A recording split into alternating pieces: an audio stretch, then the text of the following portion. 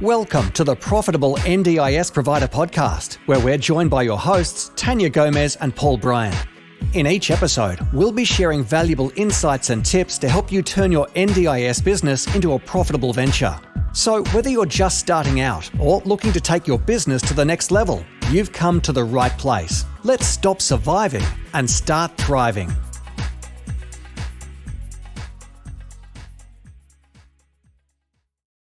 G'day everybody and welcome to the Profitable NDIS Provider Podcast. My name is Paul. I'm here with my awesome co-host Tania, and today we are chatting with Ben and Robyn from Recovery Oriented Services. Thank you so much for joining us today, guys. Hi, it's good to be here. It's great to have you here, and g'day Tania. How are you doing today? Yeah, I'm good, Paul. I'm really excited to talk all things recovery coaches and understand a little bit more about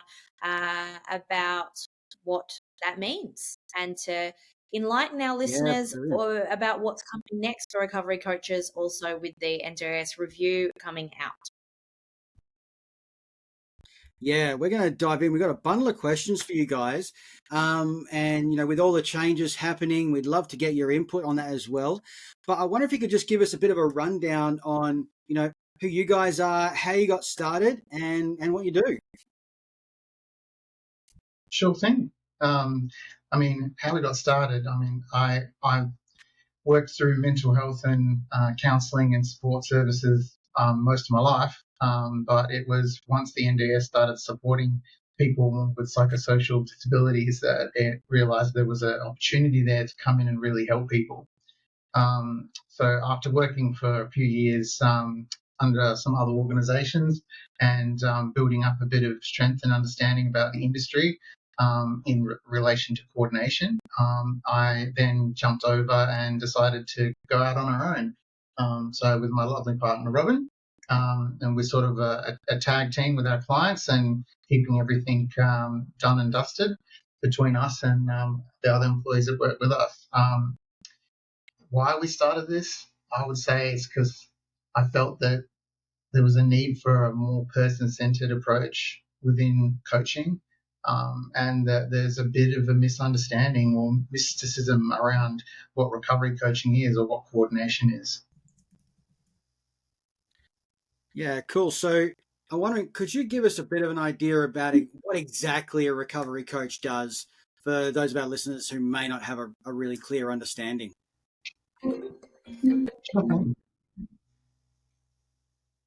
So, a recovery coach, in the blurb text that you would read on the webpage on the NDIS site, where we are there to support you with all your coordination.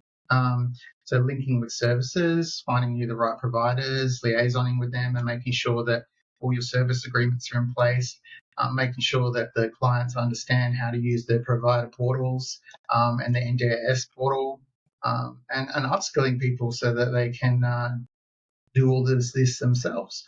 The actual concept behind coordination and recovery coaching really is for us to kind of do ourselves out of the job. We're building someone's capacity. And as a recovery coach, the reason that it differs so greatly is that we're focused on the mental health side of things and people that are having difficulties that are outside the normal functioning and requiring a more tailored, person-centered approach to ensure that they can actually meet their goals and build capacity. Yes, I sort of tell people when I'm describing it to them that we are somewhat sort of look at us as like an accountability coach or like a life coach. So it's cool. A step further than coordination in a sense of, coordination is linking you to the providers, whereas a recovery coach is there to work alongside providers. So, for example, if an OT has set up certain plans or strategies for the participant to take home and work on, they sometimes struggle with going home and working on those things themselves, and they sort of need someone to hold them accountable and help guide them through that. So that's where a recovery coach comes in. So we basically work very closely with other providers and therapists to then implement what they've asked the participant to work on. So it's sort of like a life coach and an accountability coach in that sense. Or sometimes even if they're not seeing other therapists, they sort of have things within themselves that they want to work on to help achieve their ultimate goals. So like, for example, we have clients who are absolutely petrified to take any sort of mode of transport. And so then that's when we would work with them, and on a daily or on a fortnightly basis, we would sort of say, okay, well, tomorrow we're going to go to Karrinyup to go get your shopping, and we have to catch this number bus, but we do it with them and we do it slowly and obviously at their pace. And so all that kind of stuff is what we do. We're working in conjunction with the psychologist who's talking about implementing exposure therapy. And the idea is that we would go along with them at first and then get off 2 stops before they get to their destination, then 1 stop before they get to their destination, then the next time we're not with them at all. And the other thing would also be to be teaching these skills to support workers as well, and building that relationship up so the support workers can also be involved and be doing that process as well. Yeah, cool. Yeah. That's really interesting that I hadn't heard that kind of description before. And I guess there is quite a lot of confusion around where does support coordination start and finish. And I wasn't really clear on how it actually worked. And also, like, then you've got specialist support coordination, and I understand the difference between, level 1 and 2 and level 3 if you're talking categories. But I guess it's really outside of that as well. It's really about the implementation or execution, as opposed to just being somebody there, setting those goals or, linking the supports, as you said. So it's really, interesting. Often I've seen it sort of discussed as, it's between level 2 and level 3, kind of slotted in there, because most clients that need recovery coaching will have complex needs but don't meet the requirements for level 3 support coordination. Yeah, right. So, and look, my examples might have been wrong my whole life, but how I explain the difference between level 1 and 2 and level 3 is, and I guess how we're taught as auditors, is that level 3, which is specialist support coordination, if people don't know what we're talking about, now we're getting really jargon. So level 1 and 2 is assist transition life stages, which is known as coordination of supports, and then level 3 being specialized support coordination, because they couldn't have used different words that weren't so similar. There's only so many words. And so the difference for me in that is that level 3 is usually temporary and usually transitional. So I give the example, and I'm happy for you to tell me that my example is terrible, that if someone is leaving home to transition to supported independent living, or if they're leaving a hospital, or if they're leaving corrections or the justice system and they're transitioning to a new environment, the reason for level 3, how I make sense of it, is that level 3 is really around dealing with all of those larger risks that happen in transition times, because behavior is, no one likes transition and change. And so that there's a lot of triggers that can occur that impact on mental health. So people need more support in that time. So if someone leaving prison after 10 years and they're moving to a SIL home or a boarding house or whatever they're called now, there's obviously lots of transition that needs to occur. So you need to wrap extra supports around them in that time so that that transition is successful. Where someone on level 1 and 2 is really around, how do I not maximize your supports, but you've got this funding and these plans. How do we implement that? How do we get you up? Am I right in my description of level 1 and level 2 and 3? Yeah, at level 3, it is most likely being implemented for transitional, but you'll actually find the recovery coaching, in a sense, the idea behind it is that it is also transitional. Yeah, right. The concept is that you have something that you can recover from and build capacity from. That you might need 60 hours of support a year this year, but the idea is that we might only need 40 next year, because we've stepped you closer towards being able to achieve and do everything on your own. It's done the same way, really, except usually with level 3 support, they've done it strictly as a 2-year plan, and then you review and then it's taken away, where with recovery coaching, it's really based on what kind of progress or improvement there's actually been within the plan. Yeah, and speaking to what you said, Tania, I suppose where a recovery coach would come in that sense as well is, we would, for level 3, you would have all of, obviously, the providers, like you said, making sure that transition is as smooth as possible. Whereas where a recovery coach could come in is making sure that perhaps on the day that they're transitioning, or on a fortnightly basis, just checking in with them, going physically to the house, like, hey, what do you still need doing? Like, I can see that garden over there might need help, or do you need help unpacking some of your boxes? We can get someone out to help you organize. So that's where a recovery coach would come in and sit with them and sort of say that. Yeah, definitely. We also use like a star chart that we use for recovery coaching. So, for example, if they're now living in their new independent living or whatever, we could sort of say to them, right, what are some of the personal goals that you want to work on now that you're out and you're living independently? What are some of the things that you fear or struggle with? And we can sort of work with that. Wow, it's really interesting. Cool. Can you tell me a little bit more about so you said that there's something to recover from. What could that be? What types of things are we talking about? Are we talking about trauma in general, or is it anxiety? Like, what are we recovering? So most mental health disorders are usually considered, some are considered lifelong, and that's what you are to get onto the NDIS, having a lifelong disability. But the NDIS definitely views many of these as recoverable, and that your level of support may change over time. So these could be something like complex post-traumatic stress disorder.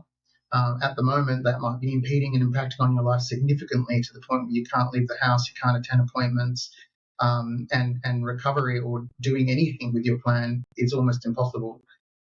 So there's a plan, an NDIS plan. Well, this money to help you just sitting there and nothing's happening with it. And I guess the idea is that a recovery coach can come in and help to support them with their psychologist or just one-on-one to make those changes and move forward. Yeah, I think also when we say recovery as well, we get lots of clients who have adapted other cruxes to help them through their psychosocial disabilities. So, for example, some people might have a disability where they've now dependent on alcohol to numb themselves or whatever. So we do have clients that we help recover from in that sense of like no longer drinking or no longer taking. Yeah, and that drugs in itself requires a significant linking with external services and advocacy to ensure that they're going to meet that. And that requires us to be working with them as well to make sure that they're implementing those strategies and actually recovering. And I guess what you're saying is, what are we recovering from? I guess we're just recovering from the ability, your inability, that you've got greater potential, and that once you've worked on things, you can achieve your goals and have greater capacity and choice over your life. Wow, that's I think interesting. that's great. Sorry, Paul. It kind of sounds to me almost like a contradiction in the NDIS that, yes, you have to have a permanent disability to be eligible for NDIS, but they're still acknowledging that there is, I guess maybe these are symptoms or comorbidities of disability, that there are spectrums, that there are things that can improve, but you still then need an underlying permanent disability. So if you had a mental health condition, potentially that wasn't deemed to be lifelong, you wouldn't be eligible for this service currently. No. Which and I think, I think that, I think psychosocial in itself as well is still not as recognized as it should be. Like there's still a lot of people who are quite confused or still don't see psychosocial as having a disability. And I think that in itself needs to have way more awareness. Like there's even some GPs that have, mentioned to our clients that, but you're not in a wheelchair and you don't have a physical disability. Like you're not going to get a plan. But even those GPs blow my mind, because it's like you don't have to have a physical disability and you don't have to be in a wheelchair to be able to access the NDIS. Like some people, their disabilities are in their minds. Like that in itself, I think that whole thing in itself needs more awareness around psychosocial. Yeah. And being next week is Mental Health Awareness Week. Everyone should be getting things out there and making sure that people are aware that the invisible disability. Yeah. Can you, just on that point, can you give me a definition or a description maybe of what is psychosocial disability for people who might be listening that don't understand, because they might be, I as an early childhood teacher, we're not taught a lot about psychosocial disabilities, where if you say your disability is in your mind, I'm thinking cognitive delay or global delay, developmental delay. I'm not thinking psychosocial disability. So what does that mean, and what can that look like? Okay, so what does it mean? Essentially, it would mean that you would have a diagnosis of a mental health condition that significantly impacts on your daily living and your daily tasks. So it would be impeding on your ability to have work, impeding on your ability to maintain your home, sleep, clean, diet. It's just impacting on your life on such a negative level that you're unable to maintain a normal life. And therefore contributing to the and contributing to the society. Yeah. And I guess the whole idea behind it all is that we can all work together to get someone to a level where we're all working and we're all happy. Yeah, wonderful. So some examples of like psychosocial disability can be like, bipolar disorder, personality disorders, like severe anxiety. Yeah, severe anxiety, but that usually has to be accompanied by something else. It doesn't often get through. So, yeah, post-traumatic stress, complex post-traumatic stress disorder, things like that. But really, I often find as well that many people are misdiagnosed. So you go to a GP and the GP says, oh, you've got anxiety. If you've got something going on, you really need to go see a specialist. You need to see a psychiatrist. You need to go through the steps and actually identify what's going on for you and where that anxiety stems from. Because quite often your anxiety isn't just anxiety. It's based on something, a critical event that happened to you in your life, and it's been with you this whole time. And if you can resolve that, then you can have greater capacity to work out in the world and live a happier, positive life. Yeah. Wonderful. Love that. I think that kind of dovetails nicely into my next question about the NDIS review, is that it seems that there's lots of people who fall outside of this currently, and the NDIS review has suggested lots of things, one of those things being I might get the wording wrong, something like a unified ecosystem where there's foundation supports outside of the NDIS. I think that's a positive of the review. Do you think from your perspective that the review is positive for psychosocial recovery coaching, or do you see that there's negatives there? Is it a bit of both? What's your initial take on it? Yeah, I think with all change, there's a bit of both. Especially when it comes to government policies. I think that the changes moving forward, there is good, and that would be that, for instance, there's been massive confusion about psychosocial and whether or not it's supposed to be a standalone or a separate service or a combined service. So I've had instances where I'm working with a support coordinator and I'm the psychosocial recovery coach. And in my mind, that wasn't how it was supposed to be originally set out. And the changes coming into play have made sure that it is set in stone, that it's just one title, recovery coach and support coordination. So there's none of that confusion anymore. Yeah, I think that was a big thing. I think people thought the way that the plan was initially set out was that you would have support coordination and then they would have recovery, like psychosocial recovery coaching. And people always thought that they had to hire or look for a support coordinator and a recovery coach. And that's where it was a bit blurry, whereas it's actually just still the one person doing both roles. You don't need to have the two entities. And that in itself was wasting a lot of funding with double handling of information and details. It was just unnecessary. So that's a good thing, that the funding will go where it needs to go and people get the help they need. The reforms also hoping that they're making changes in relation to what's considered a recovery coach and the actual qualifications required. At the moment, it's just you have experience in support coordination. There's actually no minimum requirements. But coming in, like for Ross, I said that anyone that works with Ross, the minimum for psychosocial work is Cert 4 in mental health or more. With lived experience it's important to understand the systems that are at play, not just the NDIS, but also the medical system in itself and the play between the two. So the adult mental health units and how they work, and what their policies and procedures are with participants and admissions, and what's covered by the medical system and the mental health system and what's covered by the NDIS. Those are two very separate things, and I think that they're trying very hard in the reform to outline that, who covers what. Yeah. Well, you mentioned like no specific sort of requirements there, but you've obviously, you guys have got a level of, this is our bar that we've set. We want you to have this level here. How do you find the industry, like psychosocial recovery and coaching as a whole? Do you feel that most people are operating at a certain level, or do you think it's a bit loose at the moment in regards to what's needed?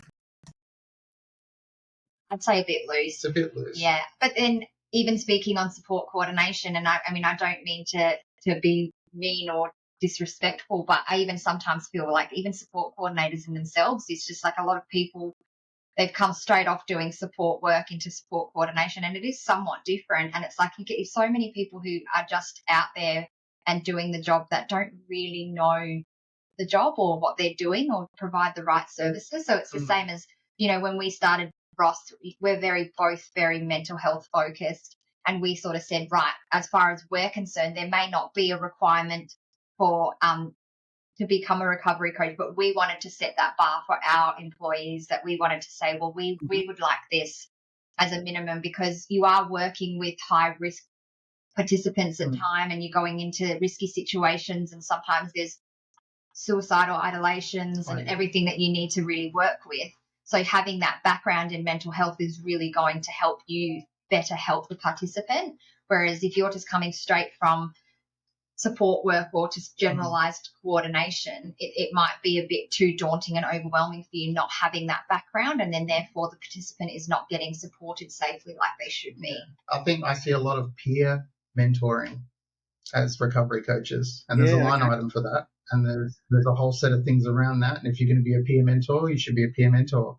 But if you're a recovery coach, there's a lot more to it than providing a positive example and taking people out. Yeah, so that is a separate area, isn't it? It's like there's a specific area for funding for psychosocial recovery.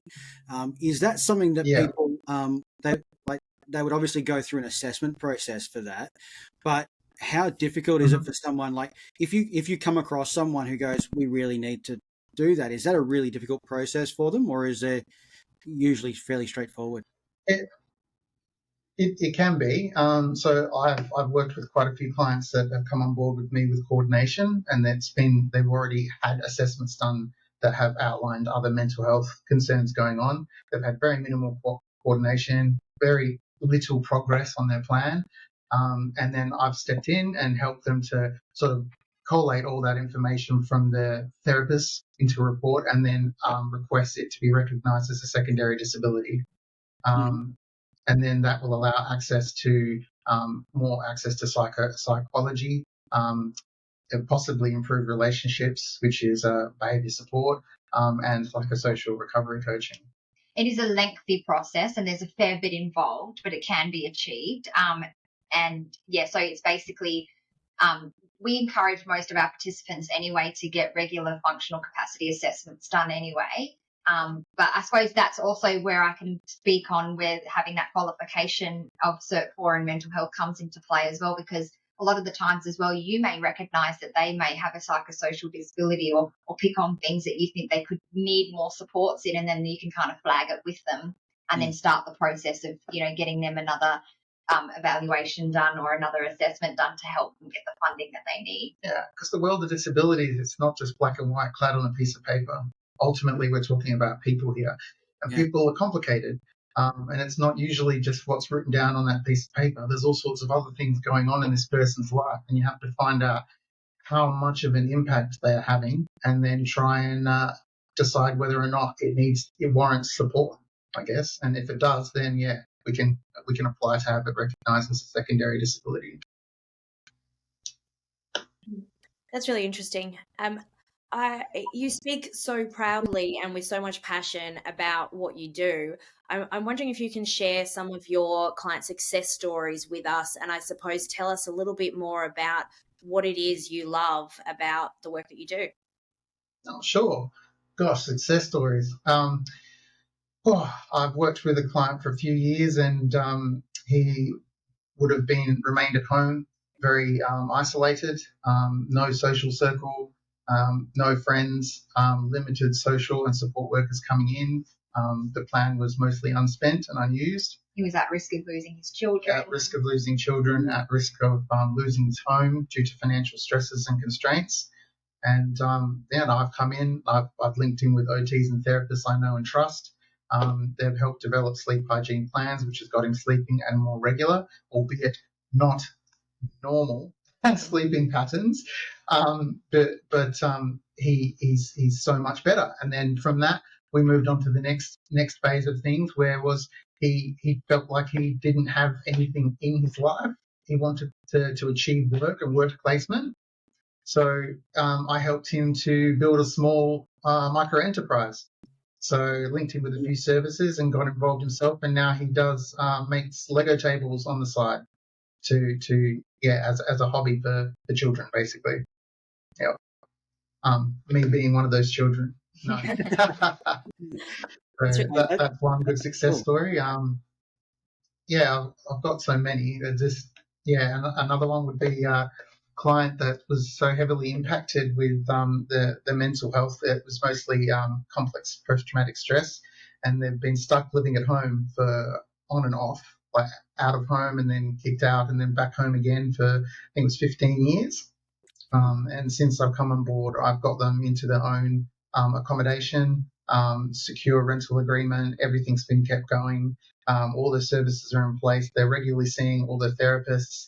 Now they've got friends, social circles, and they're committed to improving and changing their life. And it's really good when I start to go, hey, how do you feel about seeing me fortnightly? How do you feel about seeing me monthly? Mm-hmm. Because they don't need it anymore. They're there. They've got it. They've got their life back where they want it to be, and they're happy. Yeah, and it's a fantastic feeling. And it also, we've had clients that we've helped individually, but in a sense have also helped families. So, we had a client come on board who his mum was quite at the stage of, she obviously still loved him and wanted to support him, but she was just kept hitting this roadblock with him, and she was just getting to the point where she physically, herself didn't really want to be around him in the way that he was sort of acting. And obviously it's not personal. He couldn't help it. But, we've sort of got him out, and he's living independently now away from his mum, and their relationship has flourished now. Like, they're getting along so much better. It's not even helping just the participant, it's helping their families as well. Yeah.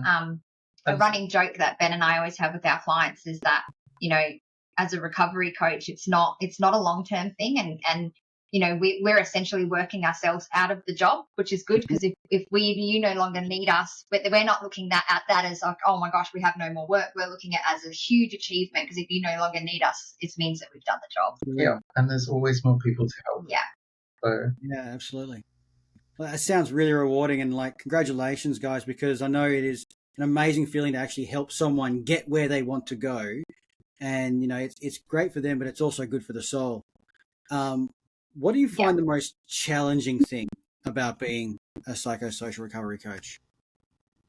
The most challenging thing about being a recovery coach is knowing exactly what the client needs and having to not say it, because you can tell a person something, but that doesn't make them do it. You have to lead a person. You have to show them, lead by example, and help them to make that decision for themselves. It's the hardest thing to see someone falling apart and know exactly what you could do to fix it, but knowing that just telling them what to do won't have any effect. Yeah, it's like that saying, you can lead a horse to water, but you can't make it drink. It's sort of the same situation. You know what they need, and it's patience as well. I suppose you have to have so much patience for the job. I find that challenging at times.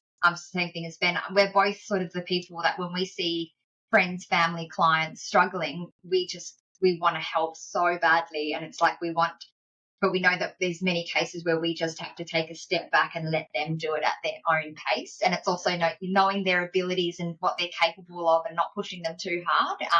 That's where we struggle a little bit as well. It's like, what they're capable of, but you've also got to say, okay, you got to just slow it down a little bit because you know that they can achieve this, but you've got to help them see that for themselves and not push too hard. So you often find that with support workers and stuff, a lot of people, it's supposed to be capacity building. It's supposed to be what we do with you, but a lot of the time it's we do for you. I really try not to we do for you ever. It's always supposed to be I'm assisting them and building that capacity. And sometimes that can be hard and frustrating because you can see that the person's going to fall, and you know that there's nothing you can do but to step back and let them make that mistake and help pick them back up. Yeah. A good example, we had a client the other weekend who, we obviously, we don't really work weekends. And when we say we're not working, Ben and I always make a joke that we're not working because as a recovery coach, if there's crisis at any time, we're always on call basically. We always have somebody manning a phone so that if someone goes into crisis, we can enact a crisis plan. And it's something that we do with all of our clients. We have a properly written out crisis plan that involves what they do and don't want on who can be shared with, who it can't be shared with, who do I contact in that kind of situation, and what hospitals they can and don't want to go to, what medications they take, that kind of thing. Yeah, so we had a client wanting something done and he sort of sent us a few emails and messages and said, oh, well, because you didn't do this in this, I had to do this myself, I had to do that, and da-da-da. And then Ben was like, well, did you achieve it? And did they get done? He was like, yeah. And he's like, well, there you go, I've done my job because I purposely took a step back. So I knew you were ready and prepared to be able to do those things yourself, and you've just proven to yourself that you got it done, and it all was fine. Yeah. He didn't need me. Yeah. And I knew that he didn't need me. And sometimes that's literally, you have to step back. And even sometimes as a recovery coach, you even get the negative feedback from clients from that. And then you have to sit down with them after they've made this achievement and go, hey, explain it. I was not doing my job intentionally, right? Yeah. I'm like literally not doing this for you and going here because I wanted you to do it for yourself. I wanted you to see if you could take that step forward. Yeah. And then once you've explained it and they understand and they're like, oh, wow, I actually did do it. And then you see the pride in them just come alive. Yeah. That's correct. That's amazing. Really cool. It's funny that Paul asked you what the biggest challenge was, and you ended up telling us again how much you love it and how it is actually really joyful and how rewarding it is, which is amazing. It's great. I think capacity building is just so challenging. So from many roles in my life, being an early childhood teacher and helping children learn to read and not reading the sentence for them, so hard, not correcting them, letting them take a while to get there. And then as a mum, I have a 12-year-old who's just started. I have 4 kids, but my oldest has just started high school, and he's catching the bus by himself for the first time, and got his first paid job, and all of those things is like, you've got your heart in your mouth, I think is the saying the whole time, like, oh, I could just drive him and I could just do this for him and I could just give him the money, but I really want him, and he really wants to do these things himself also, of course, and I really want him to, but it's, that nervousness of it'd just be safer if I did it for him, right? Yeah. It's easier for me, faster. Yeah. I even think I've got a 2-year-old on the other side of the spectrum, and she has to do everything herself, and so getting dressed in the morning can take 40 minutes because she has to choose the right outfits, and she'll put it on 10 times, back to front, inside out, upside. Cute. But she has to do it herself. She won't be told. Well, my boys would let me dress them, but she won't be told. And so the same thing, that patience. And I'm the least patient person in the world. So I think hearing those stories. And I can think of friends who have had, crisis in their life, and I've just wanted to scoop them up and put them in a bubble and make it safe for them. And I think what you do is something that I couldn't do. I'm happy to build capacity about how to get through an audit and build capacity around how to update your documents yourself. But when it comes to like life decisions and, when you say letting them fall, potentially that's dangerous, right? There's a lot of risk there, and in a risk world, it's quite hard to navigate how, for me to think, I don't think that is the job for me. I'm happy to say that I'm not the right person for that job, but I really talk to you because I think it takes a really special person to be able to be that patient and that kind and that empathetic as well, and to think you really are putting the person first. Yeah. And that is the really challenging thing, because there's, we as humans, we're also always egocentric. It's always, so when I'm hurrying my child out the door, it's because I am in a hurry, not because it's, it's not the best thing for her to put her shoes on. I'm putting them on because it's easier and faster. And so I think it would be easier and faster for you to do a lot of these things for your participants and to tick those boxes. And who would really know if they achieved that outcome or not? Nobody would know if you did it or if you did it.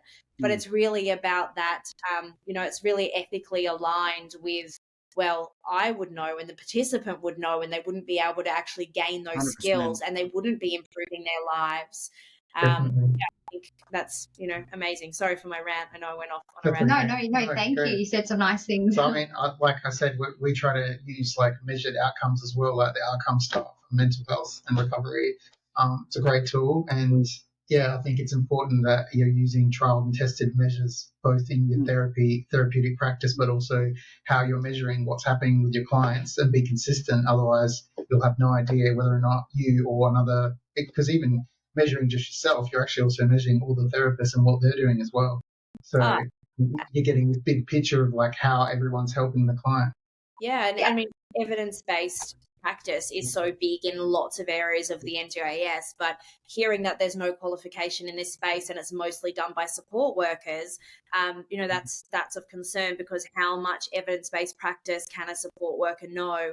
I taught the Cert 3 in individual support for a few years, and I understand what a support worker is trained, and it's certainly not about evidence-based practice around, behaviors or complex behaviors or psychosocial disabilities. So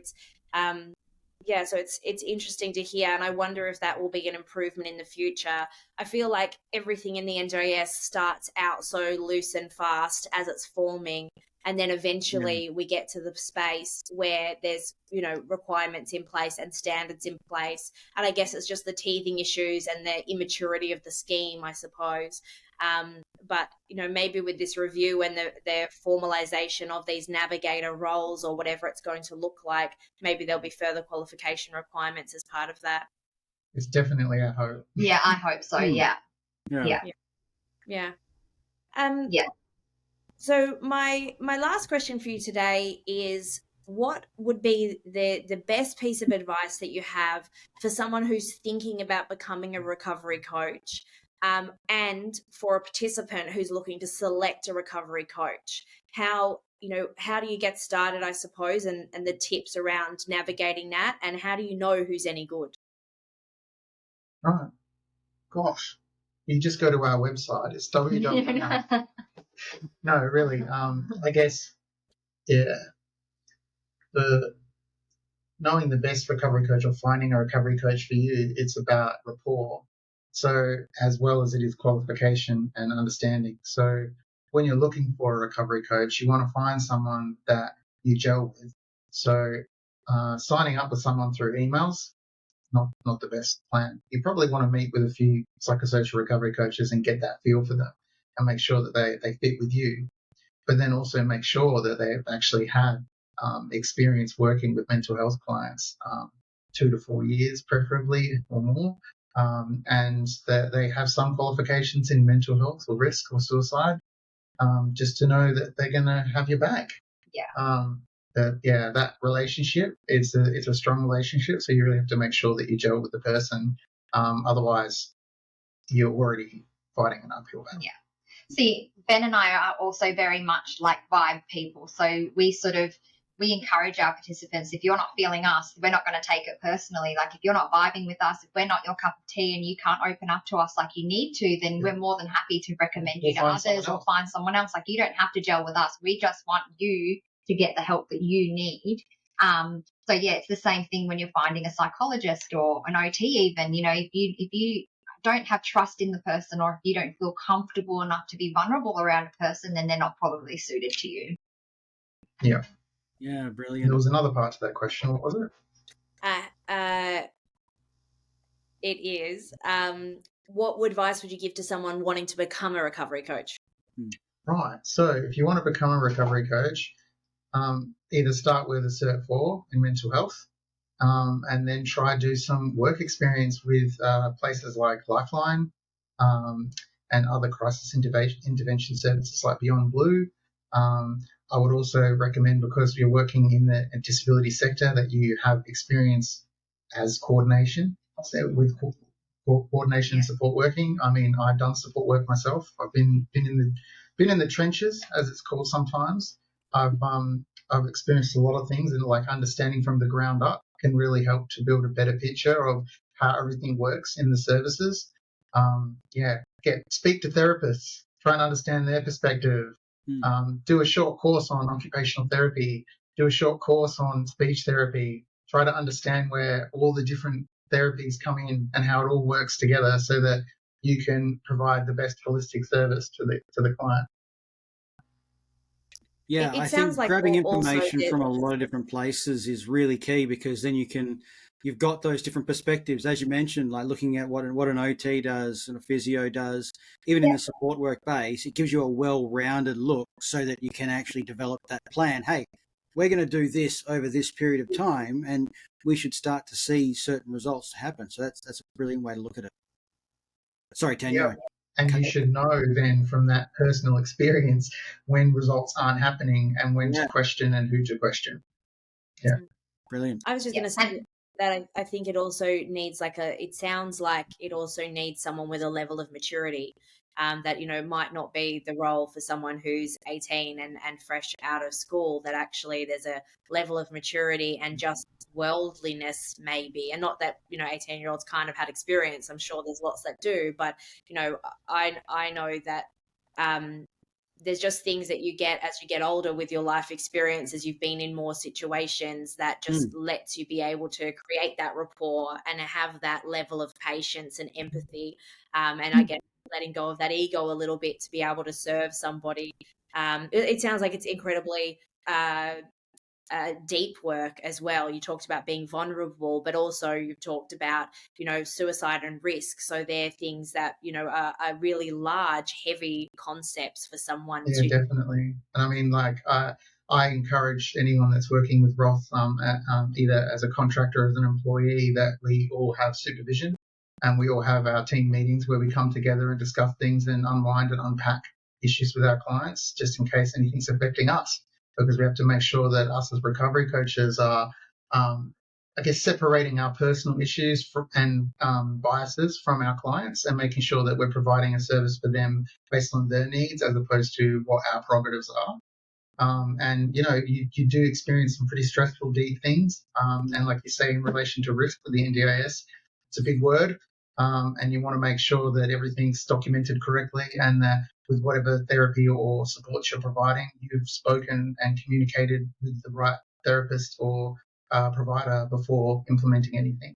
So there's no point just willy-nilly doing a sleep schedule unless you've spoken with an OT about it. There's no point taking the person out and doing exposure therapy unless the psychologist is working on them with that. There's no point doing complex trauma therapy or tension therapy if they're doing a completely different version of therapy for the post-traumatic stress. You need to have the big picture.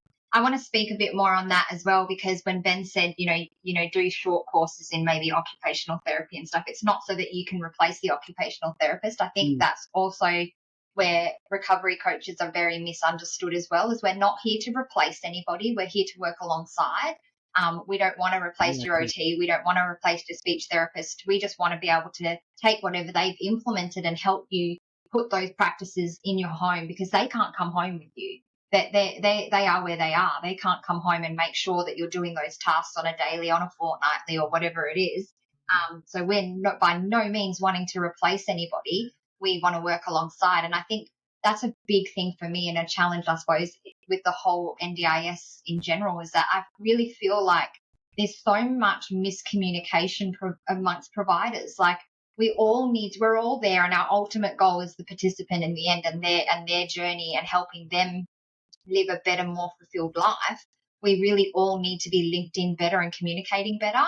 I find that that's one of the challenging things for me, is that I just feel like we don't communicate enough, and we're not all on the same team. And ultimately, we are their dream team. We're helping them as a team achieve their goals. So we all need to be able to support each other and be on the same page. Yeah, I think there is a little bit of therapists and our providers that will find a good or proactive recovery coach to be intrusive. It can be perceived sometimes. So because we're asking questions and holding them accountable.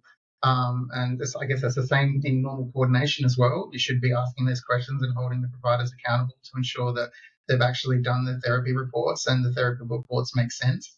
And they're not asking for ridiculous funding that for services that they don't need. Yeah. And often that can be perceived negatively. Yeah, brilliant. I think there's so much nuanced in there that I think a lot of people missed. And I'll be honest, I learned quite a lot more about recovery coaching today. So thank you, guys. A couple of key things that I got out of that, which I think was really important, was that, it's looking at that idea of that really recovery focus. I know it's in the name, but we lose words sometimes. Is that the idea is, as you mentioned, to get yourself out of a job, right? To get someone to the point where they don't need that process anymore. Very much outcomes based, but also you're really working alongside therapists, providers, so that you're helping everything along the way. I guess it helps a lot of those services become a lot more coherent for participants as well. It helps join them all together. Could you give us an idea of Could you give us an idea of how people can get in touch with you in regards to recovery coaching or learning more about what you do? Sure, yeah. You can go to our website. That's at www.ros.contact. There's a lot of information on there about me and Robyn and our organisation and how we do our work and recovery coaching. And I would say have a Google online and read up all the different versions of what people have said psychosocial is, what recovery is, and you'll see that there's just so many different examples, so many different providers providing the same service, and you'll see that that it's not consistent across them. So you've got to find the organisation, the business that's going to gel with you. But come on and have a look at ours and see what you think. Brilliant. That's awesome. Thank you so much, guys. That's all we've got time for today on the podcast. I want to thank everybody for listening, but thank you so much, Ben and Robyn, for being here today. We really appreciate it, and for your insight into, recovery coaching as a whole, but how it's operating within the industry, what's working, what's not. But thank you so much for, I hope, clearing up for our listeners exactly what should be happening and how it all fits into the scheme of participants' plan. Awesome. Thanks for having us. Thank you. It was very nice having a chat. And we just do it. We want to spread the word and get it out there a bit more. And this was a great opportunity to do that. So hopefully people understand a little bit more, and there's not so much of like a stigma around recovery coaching now. Perfect. Thanks so much for joining us, guys. It was really great to chat, and we look forward to hearing about what happens next at Ross. Thank you. Cheers. Thank you. Thanks for tuning in to another episode of the Profitable NDIS Provider Podcast with Tania Gomez and Paul Bryan. We hope you found today's episode informative and valuable. If you enjoyed the show, please don't forget to subscribe, leave us a rating, and share it with others who could benefit from our insights. Until next time, keep thriving.